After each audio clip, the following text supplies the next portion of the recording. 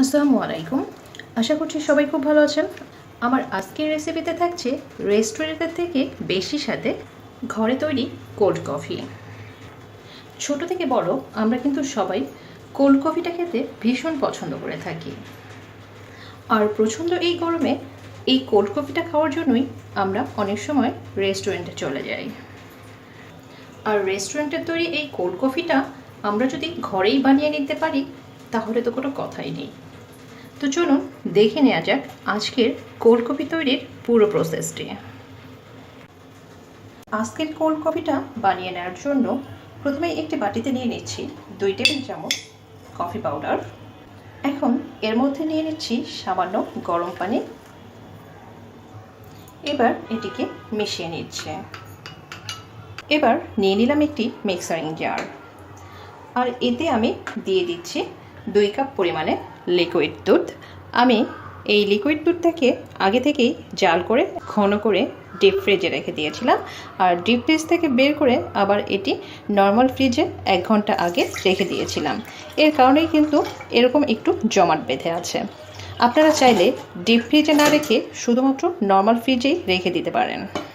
এখন এখানে দিয়ে দিচ্ছি 1 স্কুপস চকলেট আইসক্রিম। আর এখানে আপনারা চকলেট আইসক্রিমের পরিবর্তে অন্য যে কোনো আইসক্রিমও ব্যবহার করে নিতে পারেন। এখন এখানে দিয়ে দিচ্ছি গুলিয়ে রাখা কফিটা। এবার দিয়ে নিচ্ছি স্বাদ মতো চিনি। চিনিটা যার যার পছন্দ মতো দিয়ে নেওয়ার চেষ্টা করবেন। দিয়ে নিচ্ছি 1 টেবিল চামচ চকলেট সিরাপ। এখন ঢাকনা দিয়ে ঢেকে এটিকে ব্লেন্ড করে নিতে হবে। ব্লেন্ড করে নেওয়ার কাজটি আমি করে নিয়েছি। এবার একটু পরিবেশন করে আপনাদেরকে দেখিয়ে দিচ্ছি।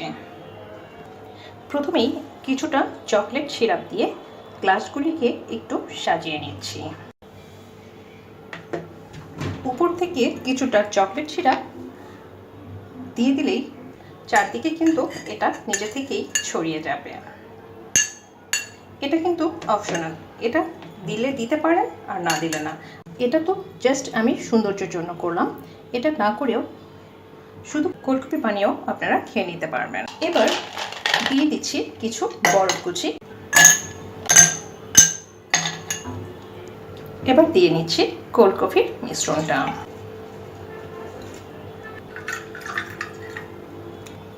এখন উপরে আবারও কিছুটা আইসক্রিম,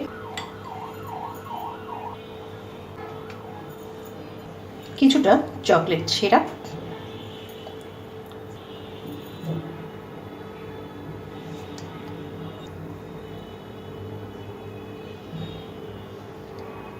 এগুলো জাস্ট সৌন্দর্যের জন্য। তো দেখুন তৈরি করে নিলাম রেস্টুরেন্টের থেকে বেশি স্বাদের ঘরে তৈরি অসম্ভব মজাদার স্বাদের কোল্ড কফি। প্রচণ্ড এই গরমে ঠান্ডা ঠান্ডা এরকম কোল্ড কফি খেতে নিশ্চয়ই সবারই খুব ভালো লাগবে। আজকের মতো এই পর্যন্তই। ভালো থাকবেন সবাই। আসসালামু আলাইকুম।